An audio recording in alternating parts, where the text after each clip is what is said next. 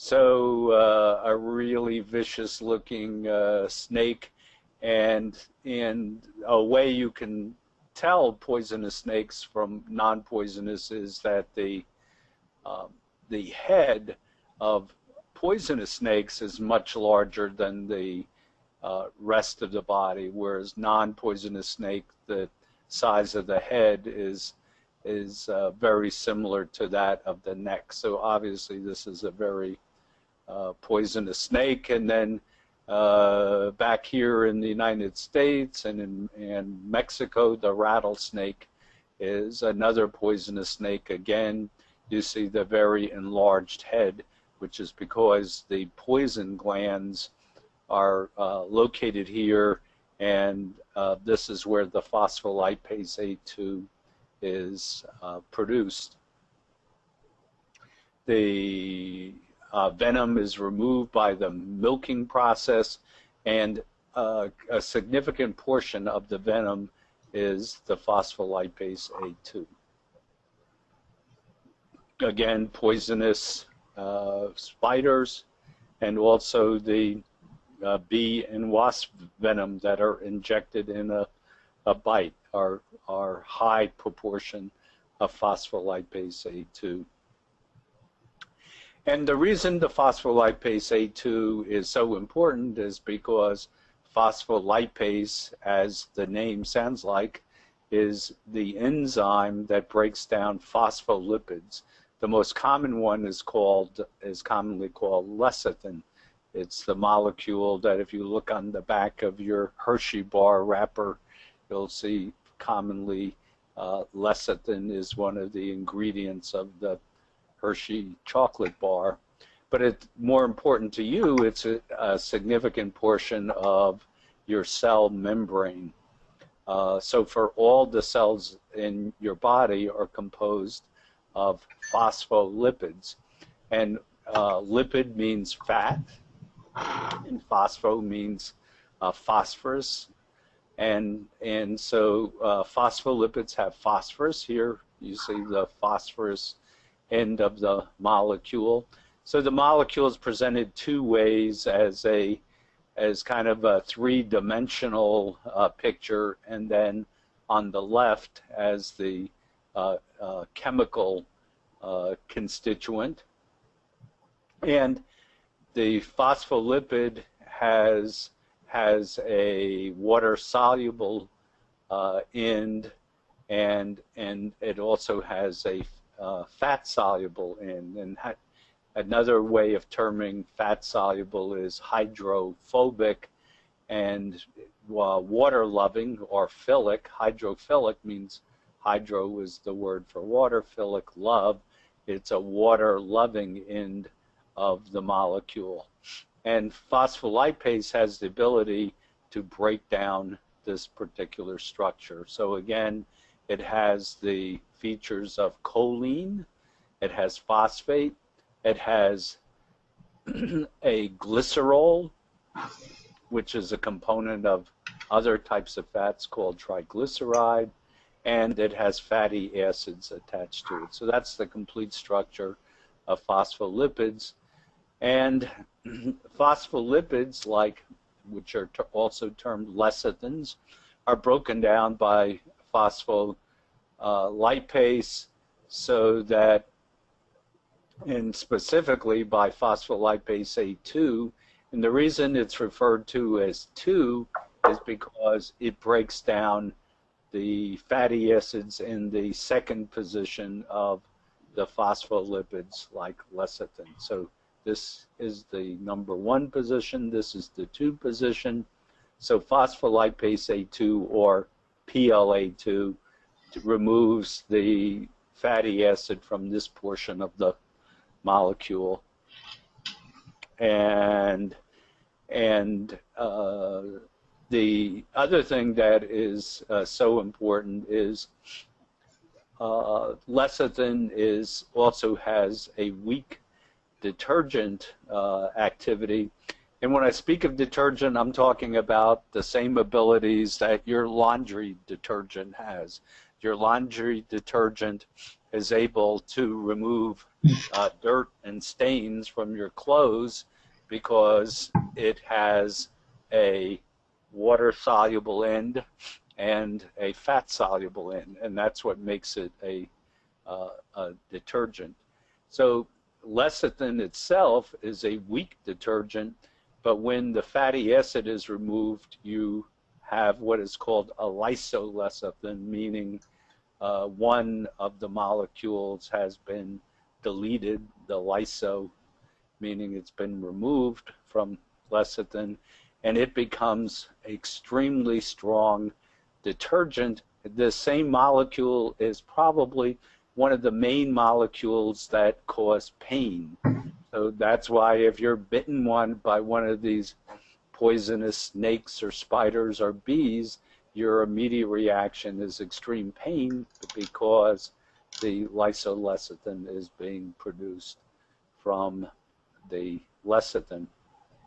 And in addition, there's a second molecule that's free, and most commonly it's arachidonic acid, one of the large omega-6 fatty acids, and it is also an extremely strong detergent as well. So you start with something that is a weak detergent, phospholipase acts on it and produces two molecules of very strong detergent. And now we're showing the same thing using the chemical diagrams, again starting with lecithin, a phospholipid. The phospholipase A2 breaks it down to form lysolecithin and arachidonic acid. And now I'm showing that there's several molecules that can inhibit this reaction, which can be used for health benefits. And three of these molecules are called CDP choline, vitamin E, and lithium. And I want to start out by saying it's very common to get the fact that this molecule says choline, to get it mixed up with the phospholipid lecithin itself, which is called phosphatidylcholine. But these are completely different molecules and have different activities, even though the two molecules both have the name choline. Biochemically, they're very different, and for use of supplements, they won't give the same reaction either. So in addition to lysolecithin, every time a phospholipid is broken down by phospholipase A2, you produce arachidonic acid, which breaks down, which is converted by enzyme called cyclooxygenase, or COX, into prostaglandins, which then can be converted to thromboxanes, which cause clotting, or by certain prostaglandins that can have extreme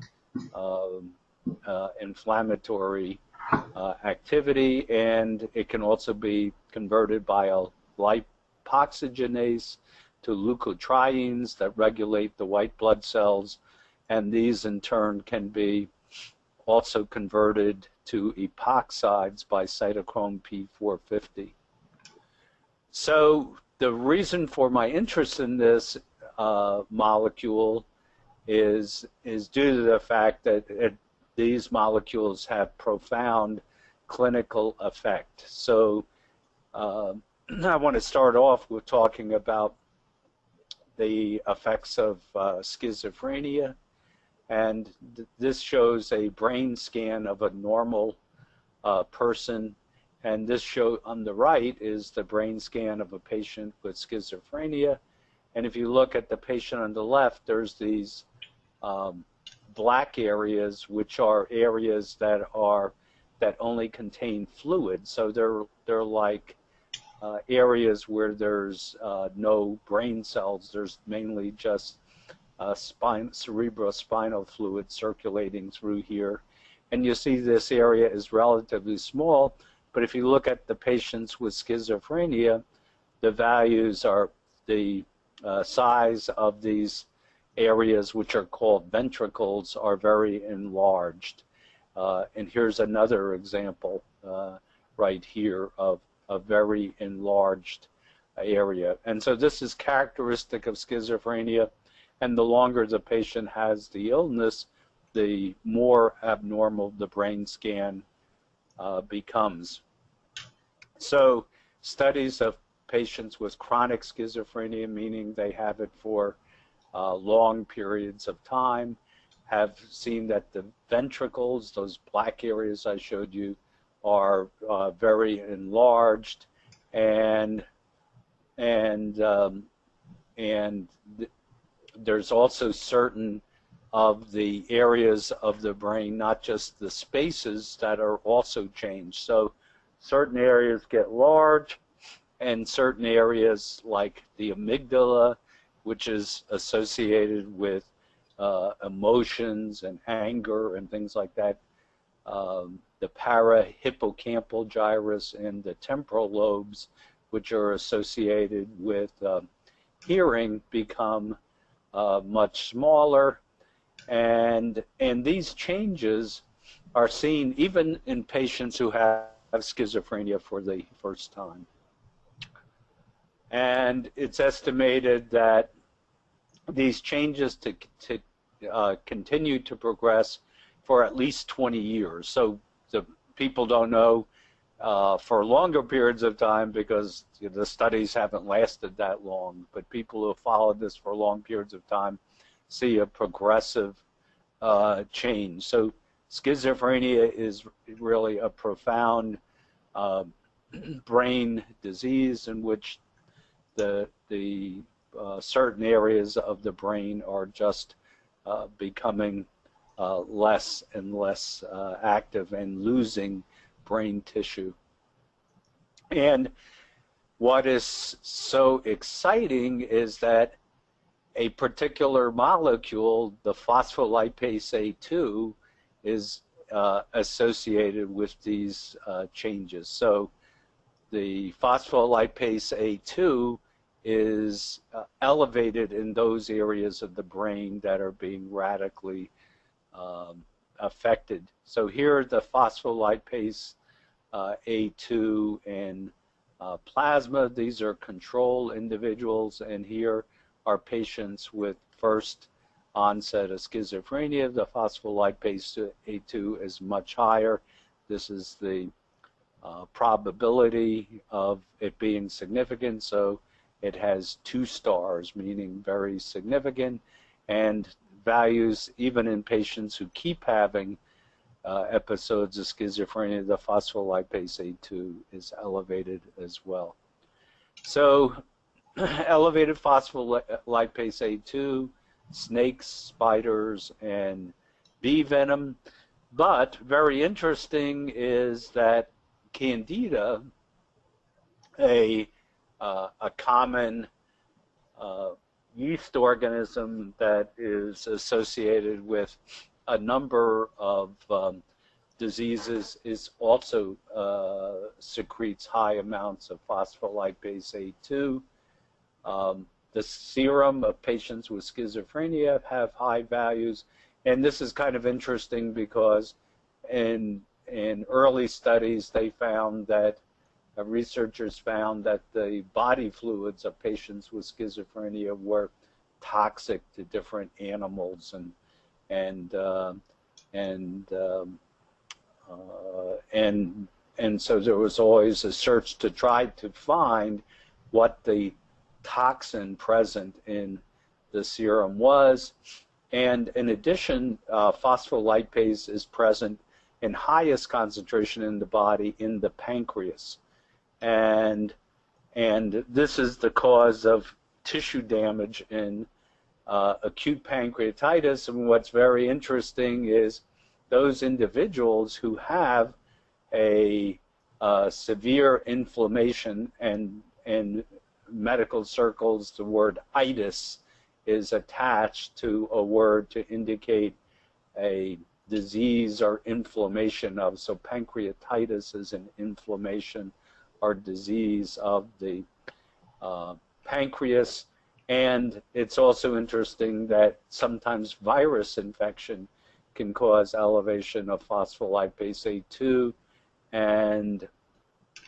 and I wrote a paper on this, and that indicating that that might be the major cause of an illness called Reye's syndrome, which indirectly was probably, may have been the cause of the autism epidemic. Because of Reye's syndrome, there was a suspicion that this was a disease that affected young children, and there was some evidence that aspirin was involved, even though the recent evidence indicates it may not have been true.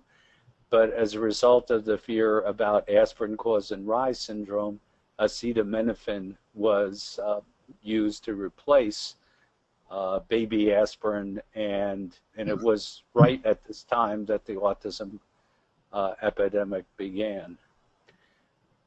Phospholipase A2 of different body fluids in schizophrenia was significantly increased compared to controls. And what's very interesting, the drugs like haloperidol that were used to treat schizophrenia, and they were called neuroleptic drugs, also significantly decreased the phospholipase A2 activity, and so the theory is that the disease schizophrenia is due to an accelerated breakdown of the cell membranes in the brains of individuals with this illness, and I just want to clue you in, if you're coming in for other reasons, it is involved in virtually a whole panoply of different diseases. So if you're not interested in this one disease, just hang around, and I'll be showing shortly its application in many other illnesses as well. So the compounds that are in the common soap, ivory soap, is called lauric acid. It has 12 carbons, and I've given the chemical structure, so you can see 1, 2, 3, 4, up down to 12 carbons, and at the end it has a COOH group, which is called a carboxylic acid group, and the laundry detergents are extremely similar to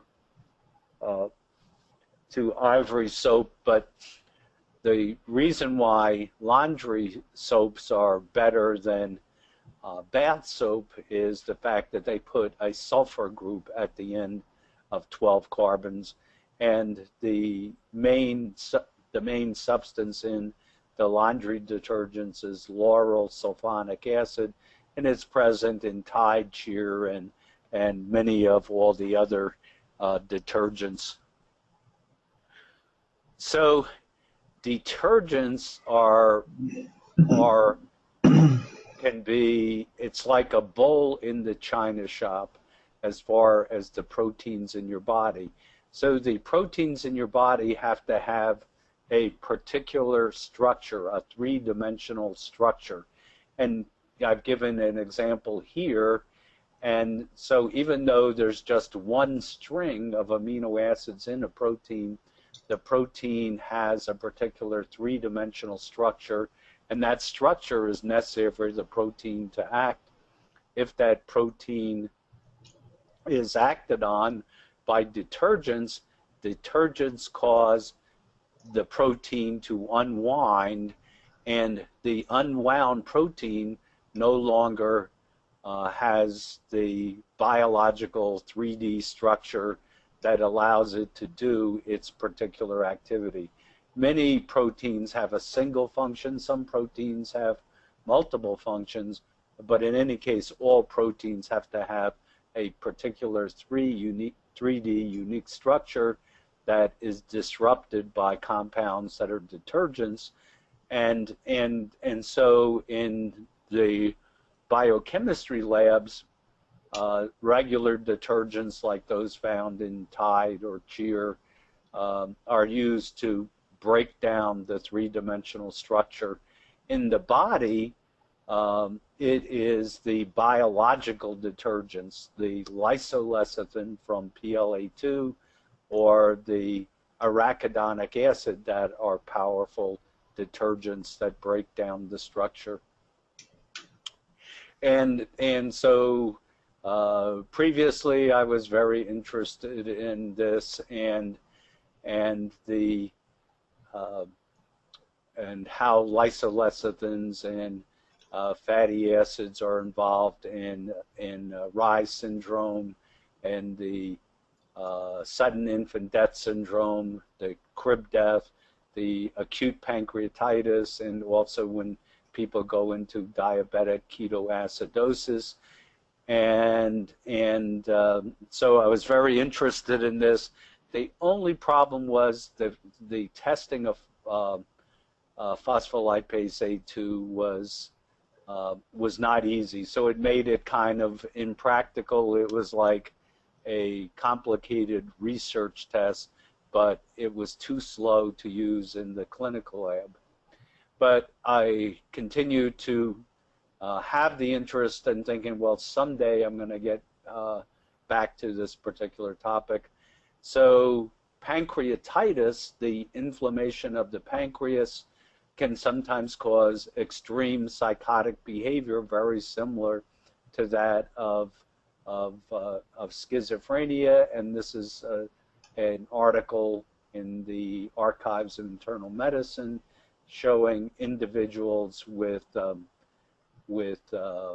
psychosis very similar, like, for example, hallucinations are common in the pancreatitis.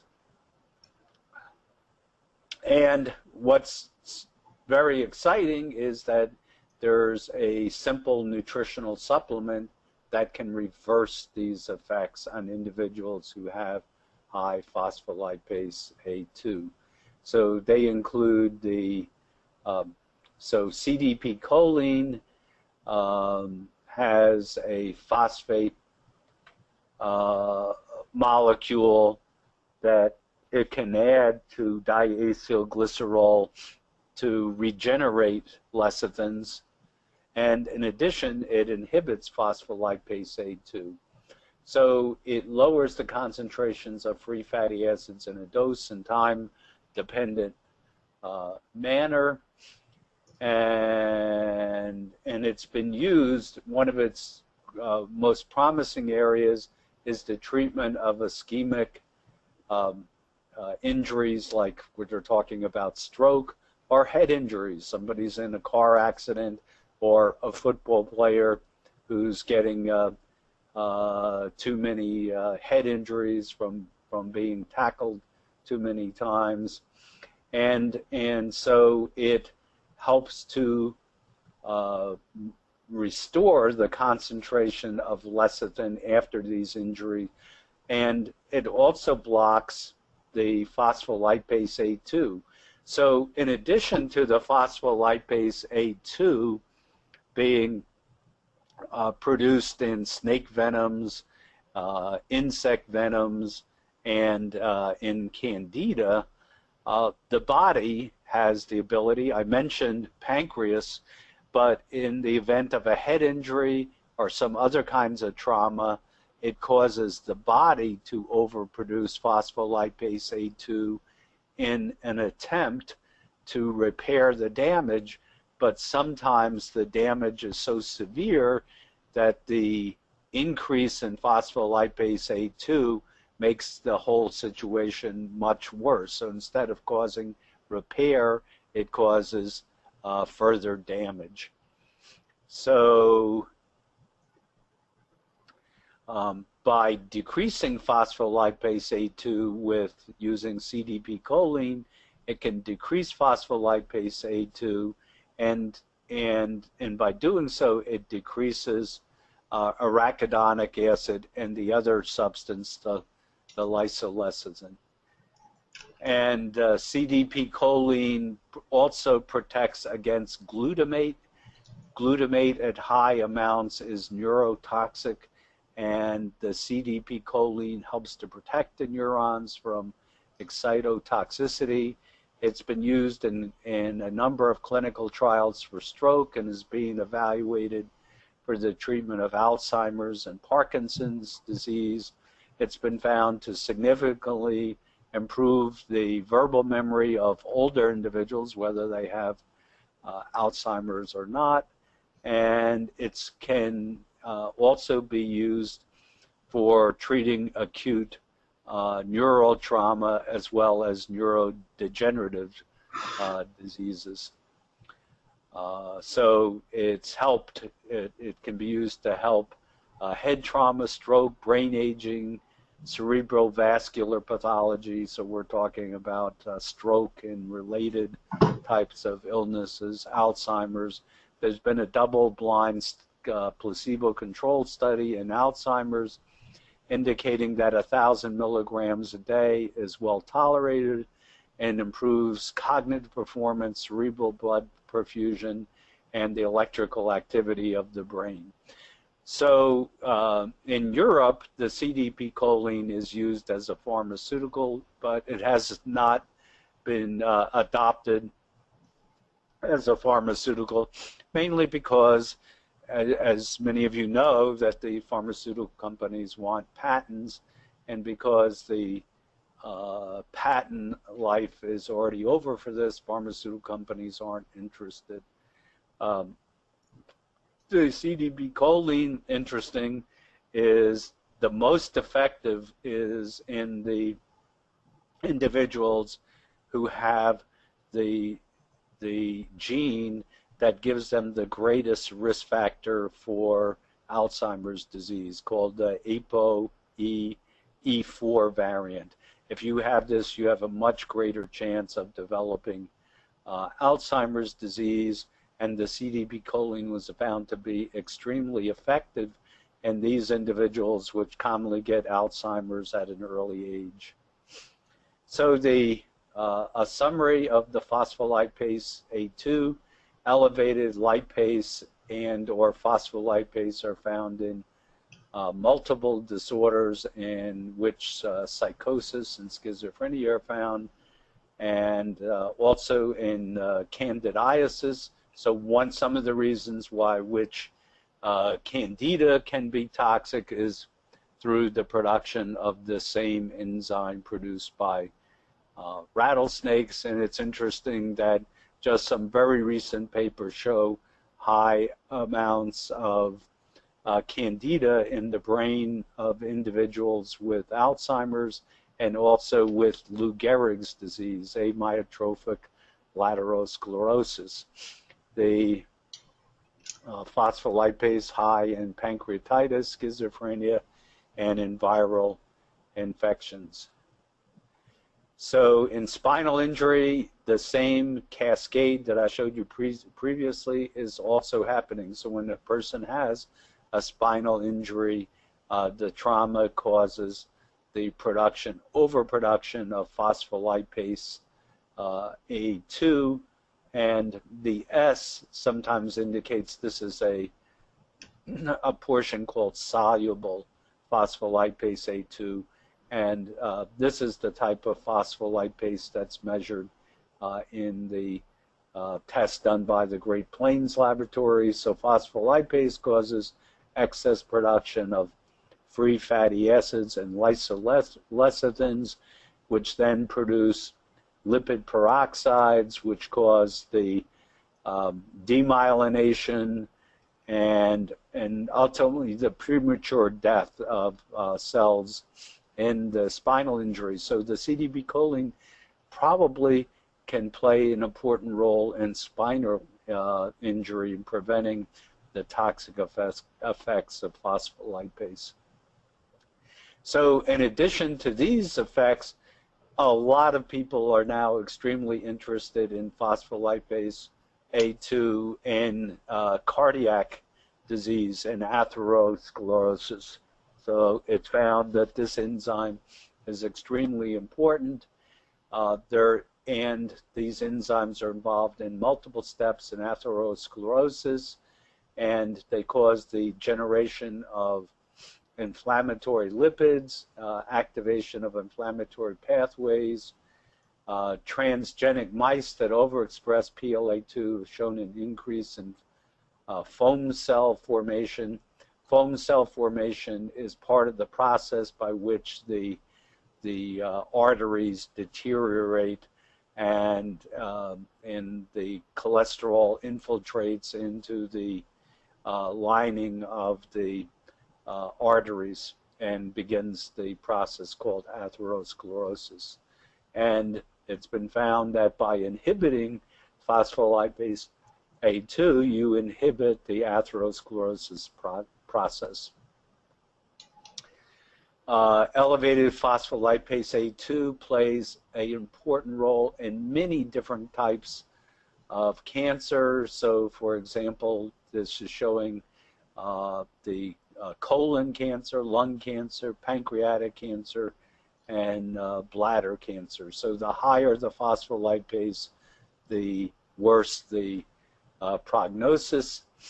So this is showing a tissue culture of phospholipase, and the one on the left is showing the cancer cells in culture with individuals who have a normal phospholipase, and on the right is showing cancer cells growing where there's extra phospholipase. So you can see there's a greater acceleration of cancer growth where phospholipase is elevated. So there were elevated phospholipase A2 in patients from the colorectal cancer, lung, pancreas cancer, and bladder. It was also found that the phospholipase was even more elevated in late-stage cancer. These were not influenced by other factors. So in these patients, the phospholipase A2 was one of the most important factors, markers for cancer. So phospholipase A2 had approximately a 70% specificity and sensitivity to detect cancer. So a lot of different cancers can be detected by the phospholipase A2. And they looked at 180 different patients and looked at their survival rate. And what they found is those tumors that had high amounts of phospholipase A2 resulted in significantly shorter patient survival. So a finding of phospholipase A2 in the cancer was a very bad finding. So this is looking at the survival depending on whether the patient was had an absence of phospholipase A2, so this in this case the negative sign meaning the enzyme was missing, and here is the positive phospholipase A2 meaning the enzyme was present, and you can see here's the survival time. So after about 5 years, about half the patients who were missing phospholipase A2 who had lung cancer were still alive, compared to only perhaps 10% of patients who were positive for phospholipase A2. So overall, at virtually every time period, individuals survive for longer times if phospholipase A2 is missing from the cancer. In animals, they gave extra phospholipase A2, and what they found is that with phospholipase A2, that tumors grew much faster compared to tumor cells that were negative for phospholipase A2. So an obvious thing, could CDP choline be used to prevent cancer proliferation? So far I have not found any studies on using it, but of course all the studies show that low PLA2 is associated with increased survival. So if it could be effective, why not try it out, especially in patients who don't have any other good options.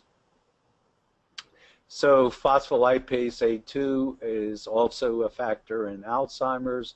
It could be in using the cerebrospinal fluid, using a spinal tap.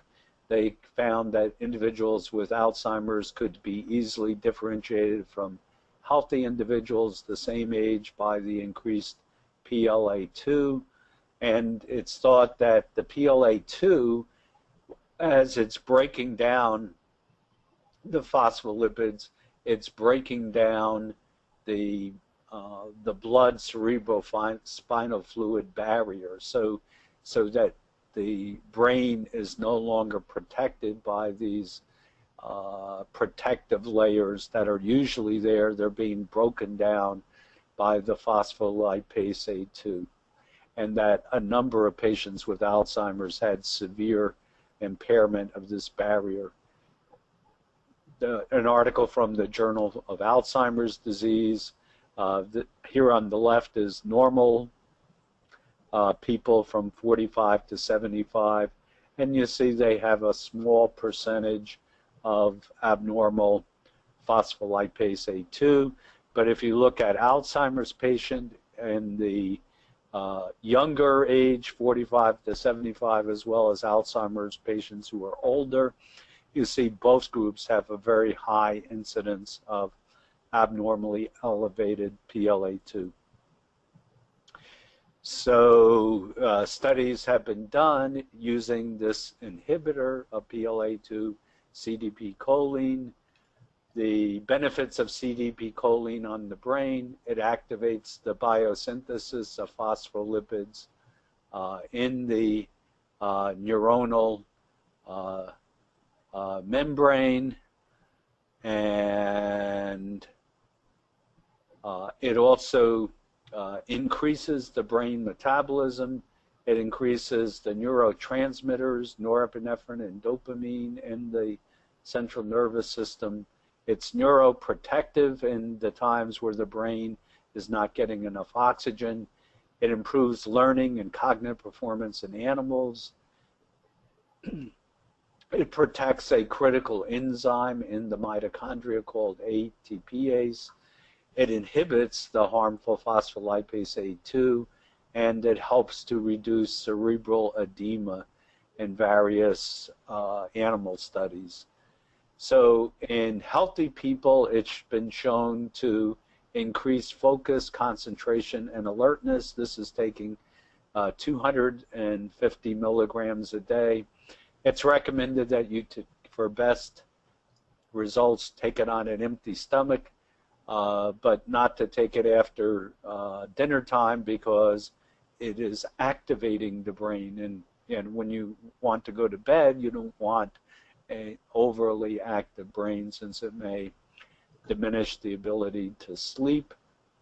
And some individuals have reported improved sexual performance, improved vision, enhanced color perception after taking this relatively low dose of CDP choline. This is the usual dose size found in different capsules. So this is the structure of CDP choline, which is the full name is cytidine diphosphate choline. So cytosine is the base that's found in DNA and RNA. So this part of the molecule is the same molecule that's found in the DNA and RNA. It also has two phosphate, see the phosphorus P here, and choline on the end. Choline is the substance that's found in the neurotransmitter acetylcholine.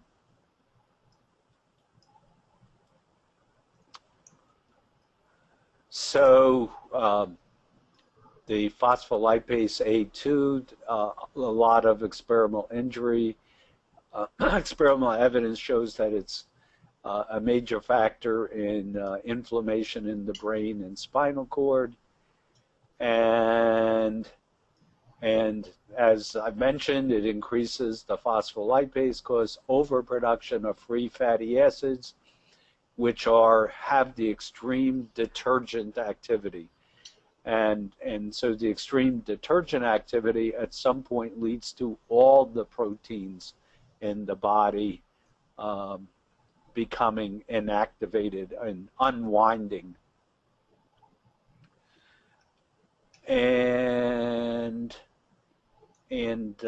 So they conclude that phospholipase A2 is a convergence molecule that mediates multiple key mechanisms involved in secondary injury. So after a person is injured from trauma, the next stage is the reason why the person doesn't fare well is not because of the trauma itself, it's because of the induction of phospholipase A2.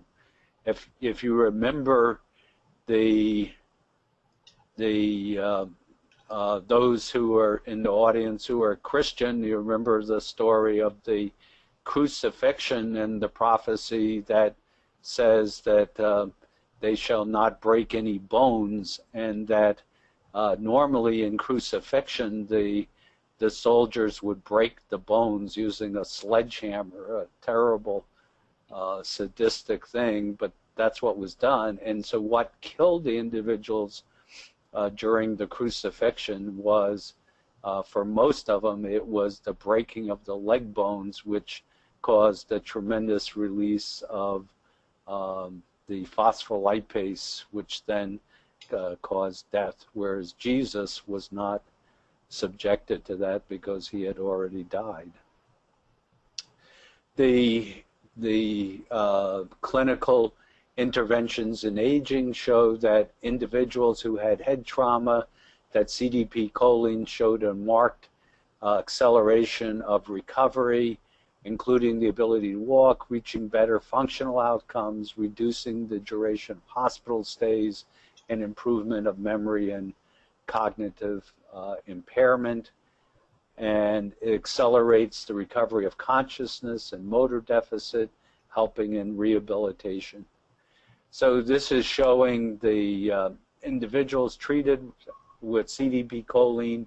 So all of the individuals had accelerated improvement. The scale here indicates the severity of the stroke, and the individuals who were getting CDP choline improved so that their scores were much better. And it was found it was especially effective in the younger group, the 60 to 69. There was a tremendous improvement in clinical symptoms in the age 60 to 69, even though all groups had improvements. The greatest was in the 60 to 69 group. So we were fascinated by this, and we decided to look at multiple sclerosis, and we've developed an assay that uses urine. We can use urine because phospholipase A2 is a very small, relatively small molecule, and most protein molecules don't appear in the urine, but phospholipase A2 is so small that it can be readily detected in urine. So what we did is we had the clinical symptoms of MS. So all of these patients had MS, but the ones who had mild MS had smaller amounts of phospholipase. And as the symptoms became worse, the groups with moderate symptoms of multiple sclerosis had higher amounts, and those with the most severe symptoms had the highest amounts of phospholipase A2. So it looks like a really great clinical test for patients with multiple sclerosis. In addition, autism. What we found the values were much higher in the autism patients compared to healthy individuals. So with values as high as, about 6 times the upper limit of normal. So the phospholipase A2 urine test, it's only available at the Great Plains Laboratory. There's no other laboratory in the world that does this commercially. The only other labs are doing are research-based. To make it a better deal, we're applying a very significant discount if you order it with the organic acid test. And the reason for this is simple, is that we don't have it. We can do it on the same urine sample as the organic acid, and we don't have extra shipping costs both going out and coming back. So we offer a really significant discount. So it is $99 in the and these are prices in the U.S. It may vary from country to country. $99 when ordered separately, but only $39 if you get it with the organic acid test. So it's useful for all chronic illnesses, for cancer, psychiatric diseases, multiple sclerosis, autism, all inflammatory diseases, stroke, and brain injury. The CDP choline is a marked inhibitor of the phospholipase A2, and of course it doesn't work unless the PLA2 is elevated. If your PLA2 is normal, then CDP choline won't have these beneficial effects, although studies have shown even in normal individuals there's increase in memory enhancement and so forth. And CDP choline is available at New Beginnings, which is nbnus.com. That's New Beginnings Nutritional US.com. So the diseases in which phospholipase A2 is involved includes autism, multiple sclerosis, cancer, schizophrenia, bipolar depression, cardiovascular disease, Alzheimer's, Parkinson's, pancreatitis, stroke, brain injury, and memory impairment. And of course, since it's produced also by Candida, so all the illnesses in which Candida is a factor can also be important. And as I just mentioned, the recent studies have found the presence of Candida commonly in the brains of individuals with Alzheimer's and with Lou Gehrig's disease, amyotrophic lateral sclerosis. So there are great new treatment possibilities, and many people have commented that in chronic fatigue syndrome, there's commonly the brain fog, and Candida is common, and some people have compared that brain fog to Alzheimer's. So I think now with the finding that Candida is actually been isolated from the brain of patients with Alzheimer's indicates that this can be a new therapeutic approach. For those who are professionals, there is the new Integrative Medicine for Mental Health Conference is coming up, and I'd like to invite all the professionals who are here this evening to come to this. It's a great conference with all the groundbreaking topics. Again, it's near the beginning of the fall season, September 17th to 20th. It's in San Diego. It's a beautiful venue. It's right on the bay, very near the ocean. So, and when you go out on a break, you can go walk right out on the waterfront and see the water. So it's a beautiful location and great new speakers. So I think you will find this very interesting. So for all the people who are mental health professionals or who are other healthcare professionals who want to look at ways that mental health can be treated just by individuals in primary care, because depression and things like that, it's really the general practitioners who get greater exposure to this than anybody else. So I'll now take questions that you may have about this particular testing. And let's see, where do I, questions? Okay. Okay. Okay, so is all PLA2 the same?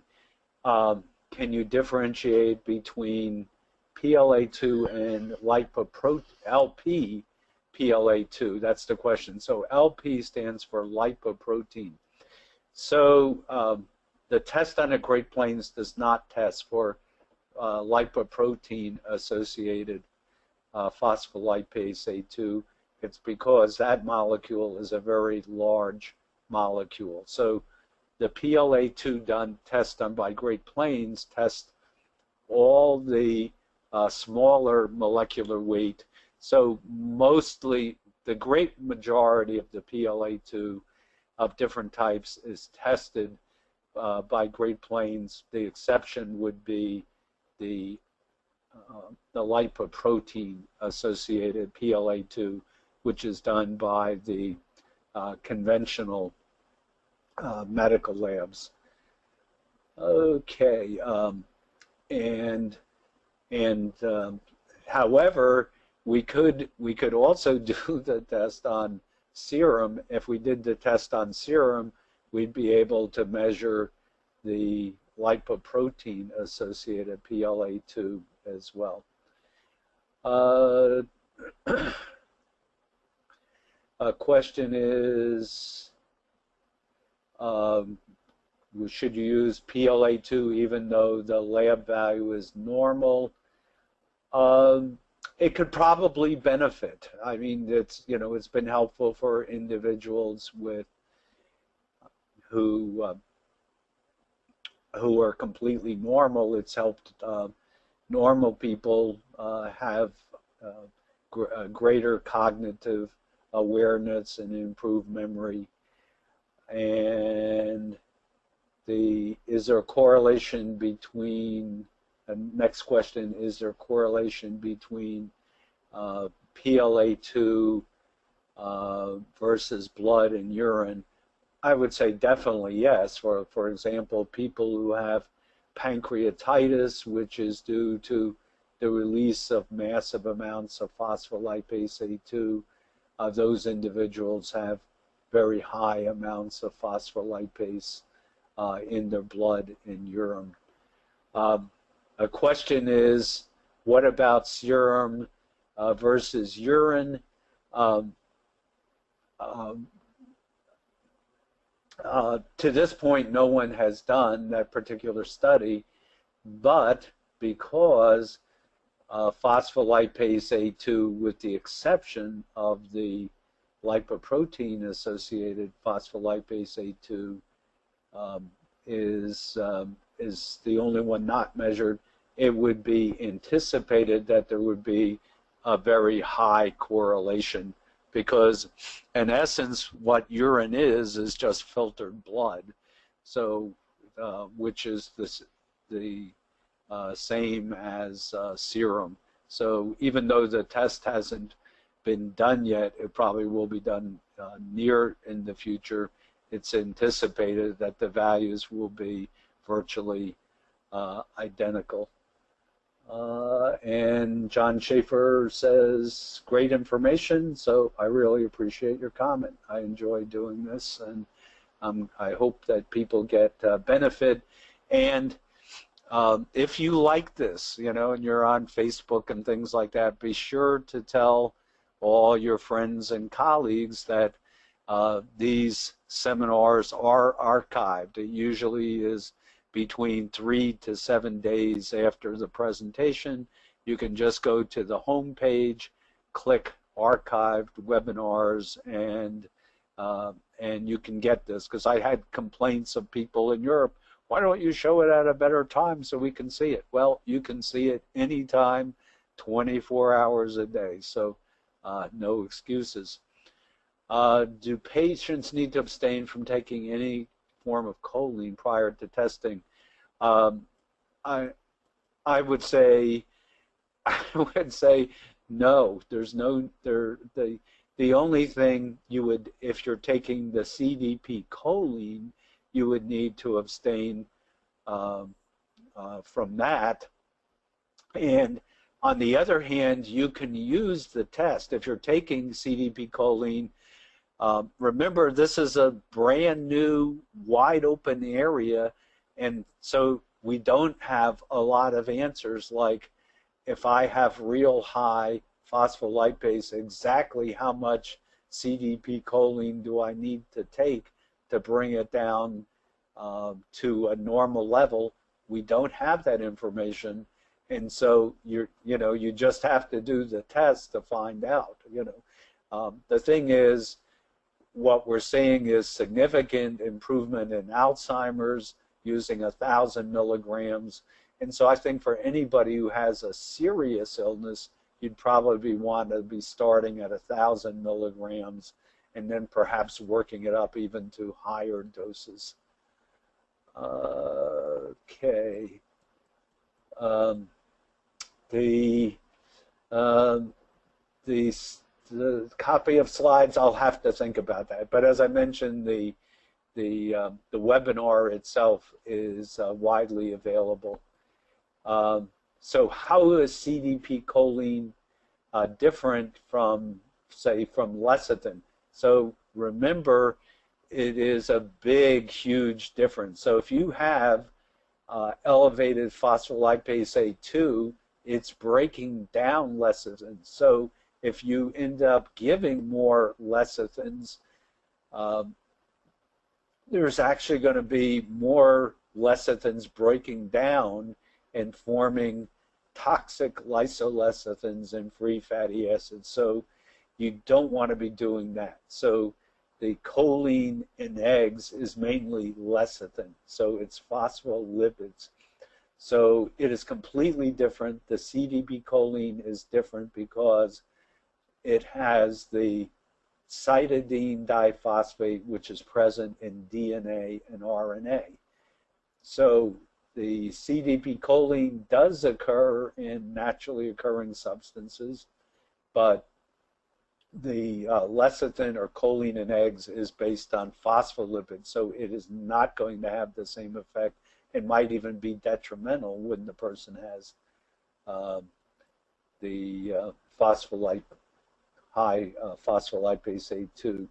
There's a question about primary progressive aphasia, and the answer is, at this point, I don't know if PLA2 has been involved with that, but there's so many illnesses, especially neurologic and psychiatric, that I would not be surprised at all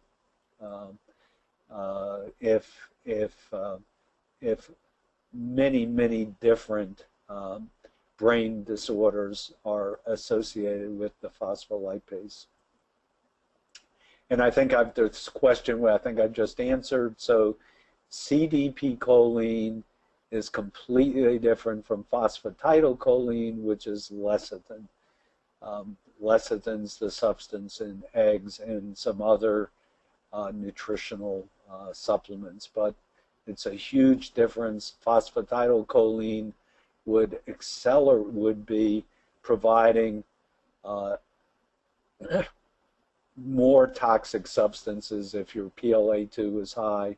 CDP choline inhibits the PLA2.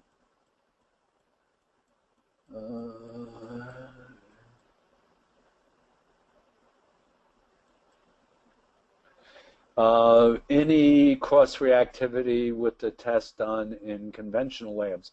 So remember, the conventional labs only test the lipoprotein-associated PLA2, which is not the one that's elevated in multiple sclerosis or schizophrenia or any of these other things.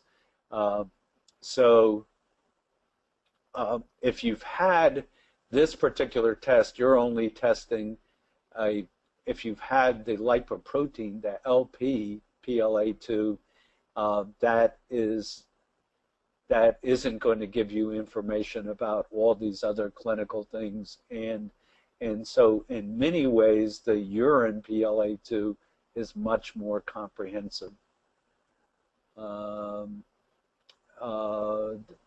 The question is about color perception with CDP choline.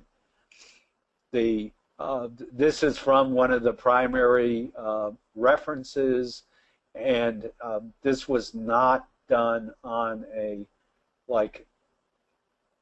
rigorous scientific study. This is anecdotal reports of individuals taking this, that they had enhanced sensations of color. So it makes sense that this molecule is involved in building up the brain tissue and increasing the work of neurotransmitters, and so it would make sense that it could have this particular ability. So Kazuko indicates that she learned a lot, so I appreciate the comment, Kazuko.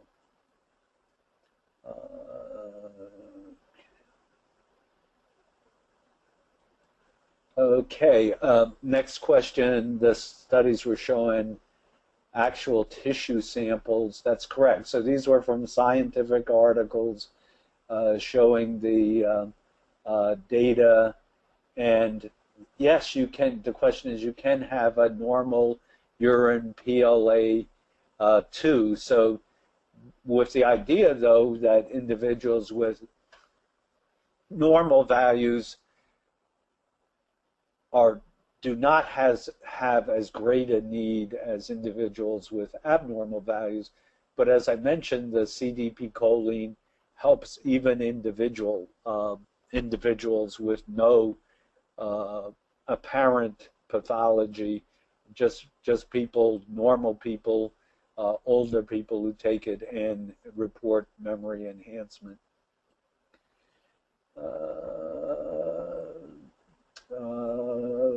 And another comment by Denise Brand, your seminars have saved my life. And so I'm very happy to do this, because that's my passion, is passing on information for people that can improve their health. And so that really makes me happy that individuals can use this to help themselves and help family members or friends. There's a question, would the CDP choline also have an effect on the lipoprotein associated molecule?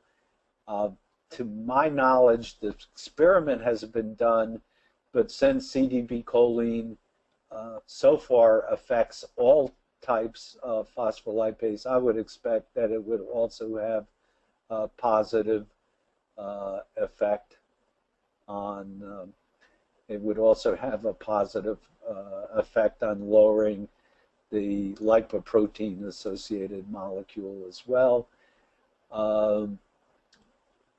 How long should I stay away if I'm taking CDP choline before I do the test?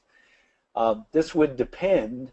So if you're taking CDP choline and you want to see, has this reduced the level, I would say you'd want to take the test while on CDP choline.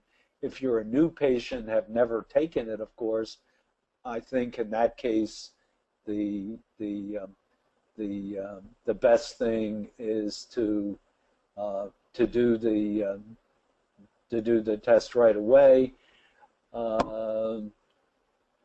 And there's a question about tissue biopsy. This might be for the cancer patients. There could be some benefit if you have a